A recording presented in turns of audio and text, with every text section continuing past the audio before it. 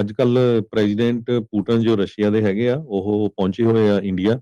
India Delhi ਦੇ ਵਿੱਚ ਉਹ ਇੰਡੀਆ ਦੇ ਪ੍ਰਾਈਮ ਮਿਨਿਸਟਰ ਨਰਿੰਦਰ ਮੋਦੀ ਉਹਨਾਂ ਨੂੰ ਮਿਲੇ ਹੈਗੇ ਆ।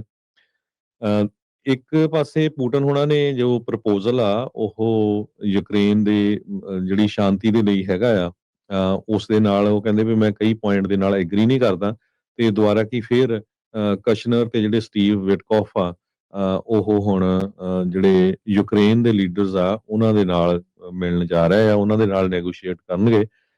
ਉਸ ਤੋਂ ਬਾਅਦ ਫਿਰ ਰਸ਼ੀਆ ਵਾਲਿਆਂ ਦੇ ਨਾਲ ਗੱਲਬਾਤ ਕਰਨਗੇ। ਸੋ ਜਿਹੜਾ ਹੁਣ ਪ੍ਰਪੋਜ਼ਲ ਲੈ ਕੇ ਗਏ ਸੀ, ਉਹਦੀ ਖਬਰ ਇਹ ਆ ਰਹੀ ਆ ਵੀ ਜੋ ਪੁਟਿਨ ਹੋਣੀ ਆ ਉਹਦੇ ਉੱਤੇ ਐਗਰੀ ਨਹੀਂ ਕੀਤੇ ਹੈਗੇ। ਦੂਸਰੇ ਪਾਸੇ ਇੱਕ ਟਾਈਮ ਦੇ ਉੱਤੇ ਇੰਡੀਆ ਦੇ ਬਹੁਤ ਸਾਰੇ ਲੋਕ ਉਹਨਾਂ ਨੇ ਤਾਂ ਪ੍ਰੈਜ਼ੀਡੈਂਟ ਟਰੰਪ ਦੇ ਨਾਂ ਤੇ ਇੱਕ ਮੰਦਿਰ ਵੀ ਬਣਾਤਾ ਸੀ ਤੇ ਆਰਤੀਆਂ ਵੀ ਕਰ ਰਹੇ ਸੀ। ਤੁਹਾਨੂੰ ਪਤਾ ਵੀ ਮੱਥੇ ਤੇ ਤਿਲਕ ਵੀ ਲਾਇਆ ਸੀਗਾ। ਅੱਜ ਦੀਆਂ ਜਿਹੜੀਆਂ ਖਬਰਾਂ ਆ ਰਹੀਆਂ, ਹੁਣ ਪੁਟਿਨ ਨੂੰ ਜਿਹੜਾ ਤਿਲਕ ਲਾਇਆ ਹੈਗਾ ਤੇ ਪੁਟਿਨ ਦੀ ਜਿਹੜੀ ਆਰਤੀ ਆ ਉਹ ਧਾਰੀ ਜਾ ਰਹੀ ਹੈਗੀ ਆ। ਸੋ ਹੁਣ ਕਾਮਰੇਡਾਂ ਦੇ ਨਾਲ ਪੂਰੀ ਜੱਫੀ ਪਾ ਰਹੇ ਆ ਇੰਡੀਆ ਵਾਲੇ ਤੇ ਅਮਰੀਕਾ ਦੇ ਨਾਲ ਜਿਹੜਾ ਕੀ ਰਿਲੇਸ਼ਨ ਰਹੂਗਾ ਇਹ ਤਾਂ ਬਾਅਦ ਚ ਪਤਾ ਲੱਗੂਗਾ। ਰਸ਼ੀਆ ਤੇ ਇੰਡੀਆ ਕਹਿੰਦੇ ਵੀ ਰਜਿਸਟ ਕਰ ਰਹੇ ਆ ਯੂਐਸ ਦੇ ਪ੍ਰੈਸ਼ਰ ਨੂੰ। ਇਹ ਪੋਲਿਟਿਕਸ ਇੰਡੀਆ ਇੱਕ ਮੈਗਜ਼ੀਨ ਆ, ਉਹਨਾਂ ਨੇ ਜਿਹੜਾ ਛਾਪਿਆ ਹੈਗਾ ਤੇ ਕਹਿੰਦੇ ਵੀ ਵਲਾਦੀਮੀਰ ਪੁਟਿਨ ਤੇ ਨਰਿੰਦਰ ਮੋਦੀ ਦੋਨੋਂ ਜਿਹੜੇ ਪਾਰਟਨਰਸ਼ਿਪ ਆ, ਕਹਿੰਦੇ ਵੀ ਜੀਓ ਪੋਲੀਟੀਕਲ ਲੈਵਲ ਤੇ ਵਰਲਡ ਲੈਵਲ ਤੇ ਲੈ ਕੇ ਜਾ ਰਹੇ ਹੈਗੇ ਆ।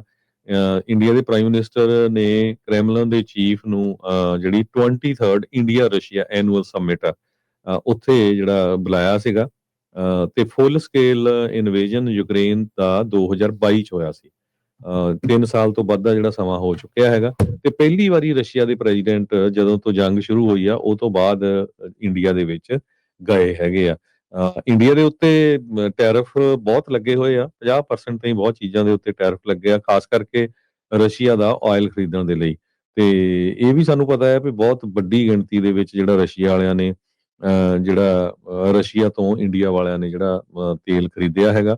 ਲਗਭਗ ਕਹਿੰਦੇ ਵੀ 35% ਇੰਡੀਆ ਦਾ ਜਿਹੜਾ ਕਰੂਡ ਆਇਲ ਇੰਪੋਰਟਸ ਆ ਉਹ ਰਸ਼ੀਆ ਤੋਂ ਆਉਂਦਾ, ਜਿਹੜਾ ਕਿ ਸਿਰਫ 2% ਸੀ ਯੂਕਰੇਨ ਦੀ ਜਦੋਂ ਜੰਗ ਹੋਈ ਸੀ ਉਸ ਤੋਂ ਪਹਿਲਾਂ। ਸੋ ਯੂਐਸ ਦਾ ਪ੍ਰੈਸ਼ਰ ਜ਼ਰੂਰ ਆ ਬਹੁਤ, ਪਰ ਹੁਣ ਇੱਕ ਪਾਸੇ ਜਾ ਕੇ ਜੱਫੀਆਂ ਪੈ ਗਈਆਂ ਆ। ਇਹ ਤੋਂ ਬਾਅਦ ਹਜੇ ਪ੍ਰੈਜ਼ੀਡੈਂਟ ਡੋਨਲਡ ਟਰੰਪ ਉਹਨਾਂ ਦਾ ਬਿਆਨ ਆਇਆ ਨਹੀਂ, ਪਰ ਉਹ ਬੜਾ ਟਾਈਮ ਲਾਉਂਦੇ ਨਹੀਂ ਹੁੰਦੇ। ਹੁਣ ਦੇਖਦੇ ਆ ਵੀ ਕਿੰਨੇ ਕੁ ਸਮੇਂ ਤੱਕ ਜਿਹੜਾ ਉਹਨਾਂ ਦੀ ਸਟੇਟਮੈਂਟ ਆ ਇਹ ਰਸ਼ੀਆ ਤਾਂ ਇੰਡੀਆ ਦਾ ਜਿਹੜਾ ਹੁਣ ਮੀਟਿੰਗ ਹੋਣ ਜਾ ਰਹੀ ਹੈਗੀ ਆ ਉਹਦੇ ਸੰਬੰਧ ਵਿੱਚ ਉਹਨਾਂ ਦਾ ਕੀ ਬਿਆਨ ਆਉਂਦਾ ਹੈ। ਜੁਲਾਈ 2025 ਚ ਬਿਆਨ ਆਇਆ ਸੀ ਟਰੰਪ ਉਹਨਾਂ ਦਾ, ਕਹਿੰਦਾ ਵੀ I don't care what India does with Russia. So ਹੋ ਸਕਦਾ ਵੀ ਸੋਚ ਅਜੇ ਵੀ ਉਹੀ ਉਸੇ ਤਰੀਕੇ ਦੀ ਹੀ ਜਿਹੜੀ ਉਹ ਚੱਲ ਰਹੀ ਹੋਵੇ। ਤੇ ਦੇਖਦੇ ਆ ਕਿ ਹੁਣ ਇਸ ਦੇ ਵਿੱਚ ਕੀ ਜਿਹੜਾ ਉਹ ਬਣਦਾ ਆ। ਮੇਕ ਇਨ ਇੰਡੀਆ ਦੀ ਦੁਹਾਈ ਪਾਉਣ ਵਾਲਾ ਉਸ ਤੋਂ ਪਹਿਲਾਂ ਇਸ ਤੋਂ ਪਹਿਲਾਂ ਇੱਕ ਜਿਹੜੀ ਗੱਲ ਕਰ ਲਿਆ ਵੀ ਜਿਹੜੇ ਬੰਦਿਆਂ ਨੂੰ ਆਪਣੇ ਰੱਬ ਦਾ ਹੀ ਨਹੀਂ ਪਤਾ, ਕਦੀ ਟਰੰਪ ਦੀ ਪੂਜਾ, ਕਦੀ ਪੁਤਿਨ ਦੀ ਪੂਜਾ, ਕੱਲ ਨੂੰ ਸ਼ੀ ਜਿਨਪਿੰਗ ਦੀ ਕਰ ਲੈਣਗੇ, ਪਰਸੋਂ ਕਿਸੇ ਹੋਰ ਦੀ ਕਰ ਲੈਣਗੇ। ਇਹ ਕਰਦੇ ਕੀ ਆ ਲੋਕ? ਉੱਥੋਂ ਦੇ ਦਿਮਾਗ ਦੇ ਵਿੱਚ ਪਤਾ ਨਹੀਂ ਕਿਹੜੀ ਜਿਹੜਾ ਕਹਿ ਲਓ ਵੀ ਤੂੜੀ ਭਰੀ ਆ, ਵੀ ਸਮਝ ਹੀ ਨਹੀਂ ਆਉਂਦੀ ਵੀ ਰੱਬ ਨੂੰ ਤਾਂ ਰੱਬ ਰਹਿਣ ਦਿਓ। ਤੁਸੀਂ ਵੀ ਰੋਜ਼ ਨਿੱਤ ਆਏ ਦਿਨ ਜਿਹੜੇ ਆ ਉਹ ਤੁਸੀਂ ਆਪਣੇ ਰੱਬ ਹੀ ਬਦਲੀ ਜਾਂਦੇ, ਕਦੀ ਕਿਸੇ ਦੀ ਪੂਜਾ, ਕਦੀ ਕਿਸੇ ਦੀ ਪੂਜਾ। ਵੀ ਅਕਾਲ ਦੀ ਪੂਜਾ ਕਰਿਆ ਕਰੋ, ਉਸ ਪਾਸੇ ਵੱਲ ਨੂੰ ਜਿਹੜਾ ਤੁਹਾਨੂੰ ਧਿਆਨ ਦੇਣਾ ਚਾਹੀਦਾ। ਤਾਂ ਹੀ ਨਹੀਂ ਇਹਨਾਂ ਦਾ ਬਣਦਾ ਕੁਛ, ਤਾਂ ਹੀ ਛਿੱਤਰ ਜਿਹੜੇ ਉਹ ਖਾਂਦੇ ਆ। ਕਦੀ ਉਹਦੇ ਨਾਲ ਯਾਰੀ ਪਾਲੀ, ਕਦੀ ਉਹਦੇ ਨਾਲ ਪਾਲੀ। ਸੋ ਧਿਆਨ ਰੱਖਣਾ ਚਾਹੀਦਾ, ਉੱਥੇ ਵੀ ਲੋਕਾਂ ਨੂੰ ਥੋੜ੍ਹੀਆਂ ਅੱਖਾਂ ਖੋਲਣੀਆਂ ਚਾਹੀਦੀਆਂ। ਬਾਕੀ ਹੁਣ ਜਿਹੜੀ ਗੱਲ ਹਰਜੋਤ ਸਿੰਘ ਜੀ ਇਹਦੇ ਵਿੱਚ ਮੋਦੀ ਮੇਕ ਇਨ ਇੰਡੀਆ ਦੀ ਦੁਹਾਈ ਪਾਉਂਦਾ ਆ। ਮੇਕ ਇਨ ਇੰਡੀਆ 'ਚ ਤਾਂ ਸਕੈਮ ਹੀ ਚੱਲਦੇ, ਜਿਹਦੀ ਆਪਾਂ ਕੱਲ ਗੱਲ ਕੀਤੀ ਸੀ। 2 ਗੁਜਰਾਤੀ ਫੜੇ ਗਏ, ਹੋਰ ਪਤਾ ਨਹੀਂ ਕਿੰਨੇ ਦੇ ਇਦਾਂ ਦੇ ਚੱਲ ਰਹੇ ਹੋਣੇ ਆ। ਹੁਣ ਮੇਕ ਇਨ ਇੰਡੀਆ ਦੇ ਵਿੱਚ ਹਰਜੋਤ ਸਿੰਘ ਜੀ ਟੋਯੋਟਾ ਦੀ ਗੱਡੀ ਦੇ ਵਿੱਚ ਬਹਿ ਕੇ ਪੁਤਿਨ ਨੂੰ ਜਿਹੜਾ ਉਹ ਝੂਟੇ ਦਬਾਉਂਦੇ ਆ, ਤਾਂ ਮੇਕ ਇਨ ਇੰਡੀਆ ਅੰਬੈਸਡਰ ਹੀ ਲੈ ਜਾਂਦਾ ਭਰਾਵਾ।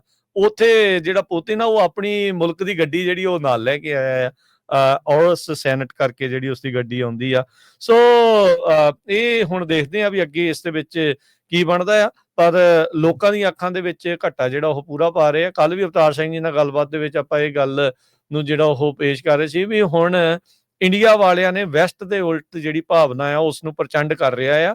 ਉੱਥੇ ਅਮਰੀਕਾ ਤੇ ਜਾਂ ਅਮਰੀਕਾ ਨੂੰ ਖਾਸ ਕਰਕੇ ਨਿਸ਼ਾਨਾ ਜਿਹੜਾ ਆ ਉਹ ਬਣਾਇਆ ਜਾ ਰਿਹਾ ਆ। ਇਸੇ ਲਈ ਜਿਹੜੀ ਪੂਜਾ ਆ ਉੱਥੇ ਹੁਣ ਪੁਤਿਨ ਦੀ ਕਰਨੀ ਉਹਨਾਂ ਨੇ ਸ਼ੁਰੂ ਕਰ ਦਿੱਤੀ ਹੈਗੀ ਆ। ਜੀ।